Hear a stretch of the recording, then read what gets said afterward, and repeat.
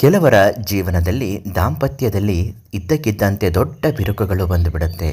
ತುಂಬ ಚೆನ್ನಾಗಿ ನಡೀತಿದ್ದಂತಹ ಮದುವೆ ಜೀವನ ಯಾವುದೋ ಒಂದು ಕೆಟ್ಟ ಘಟನೆಗಳಿಂದ ಬಿರುಕು ಕಾಣಿಸುವುದನ್ನು ನಾವು ನೋಡಬಹುದು. ಅದು ಎಷ್ಟರ ಮಟ್ಟಿಗೆ ಅಂದರೆ ಡೈವರ್ಸ್ ಅಪ್ಲೈ ಮಾಡಬೇಕು ಅನ್ನುವಷ್ಟರ ಮಟ್ಟಿಗೆ ದಾಂಪತ್ಯ ಜೀವನದಲ್ಲಿ ಕೆಲವು ಬಾರಿ ದೊಡ್ಡ ಅಲೆಗಳು ಎದ್ದು ಬಿಡುತ್ತೆ.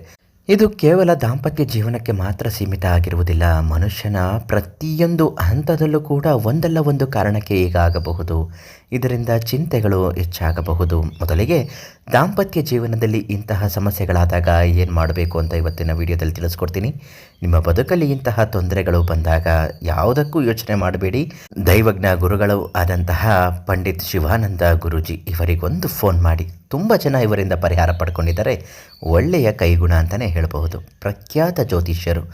ನಿಮ್ಮ ಜ್ಯೋತಿಷ್ಯ ಶಾಸ್ತ್ರಕ್ಕೆ ಸಂಬಂಧಪಟ್ಟ ಯಾವುದೇ ಒಂದು ಸಮಸ್ಯೆಗಳ ಪರಿಹಾರಕ್ಕಾಗಿ ಇವರನ್ನು ಒಂದು ಬಾರಿ ಫೋನ್ ಮಾಡಿ ಮಾತನಾಡಿಸಿ.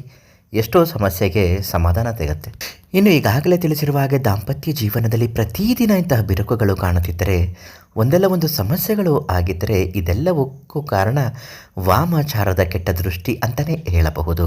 ವಿನಾಕಾರಣ ಅಪವಾದಗಳು ಕೂಡ ಇದರಿಂದ ಆಗುತ್ತೆ. ಇಂತಹ ವಾಮಾಚಾರಗಳು ಇದ್ದಾಗ ಮೊದಲು ನಿಮ್ಮ ಮನೆಯ ಮುಂದೆ ನಿಂತುಕೊಂಡು 21 ಬಾರಿ ದೃಷ್ಟಿಯನ್ನು ತೆಗಿಬೇಕು.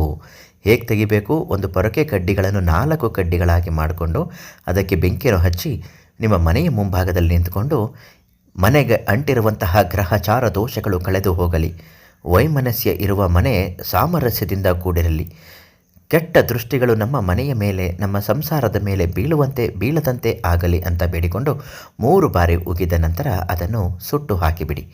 ಇದನ್ನು ಮಾಡುವ ಮೊದಲು ಒಂದು ಶಕ್ತಿಯುತವಾದ ರಕ್ಷಣಾ ಮಂತ್ರವನ್ನು ಉಚಿತವಾಗಿ ನಿಮಗೆ ಹೇಳುತ್ತಾರೆ. ಅದಕ್ಕಾಗಿ ಹಿಂದೆ ಕರೆ ಮಾಡಿ ಪಂಡಿತ್ ಶಿವಾನಂದ ಗುರೂಜಿ.